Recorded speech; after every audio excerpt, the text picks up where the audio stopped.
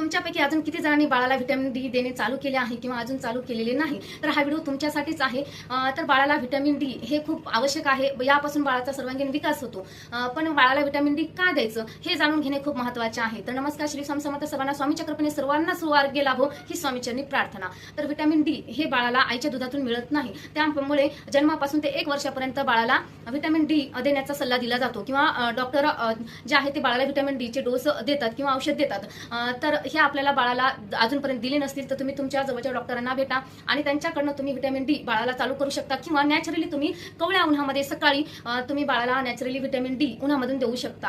पण तेही आपल्याला काळजीपूर्वक द्यायचं आहे. त्यासाठी सुद्धा तुम्ही डॉक्टरांचा सल्ला नक्कीच घ्या आणि त्यानुसार बाळाला तुम्ही व्हिटॅमिन डी द्या. सकाळच्या 7 ते 8 या दरम्यान हे कवळं ऊन असतं आणि त्यामध्ये आपण बाळाला व्हिटॅमिन डी त्यामार्फत देऊ शकतो. आणि व्हिटॅमिन डी हे बाळासाठी खूप फायदेशीर असते. बाळाची रोगप्रतिकारक शक्ती वाढते. बाळाचा जे आहे ते सर्वांगीण विकास होतो आणि अस्थमा, ॲलर्जी यापासून सुद्धा बाळाचं संरक्षण होते. ही माहिती खूप छोटीशी आहे पण महत्त्वपूर्ण आहे. अशा छोट्या आणि महत्त्वाच्या गोष्टी जाणून घ्यायच्या असतील तर आपल्या चॅनलला नक्की सबस्क्राईब करा. आवडला तर लाईक करा, इतरांसोबत नक्की शेअर करा, कमेंट सुद्धा करा. भेटूयात अशाच नवीन माहितीसोबत. तोपर्यंत श्री स्वामी समर्थ.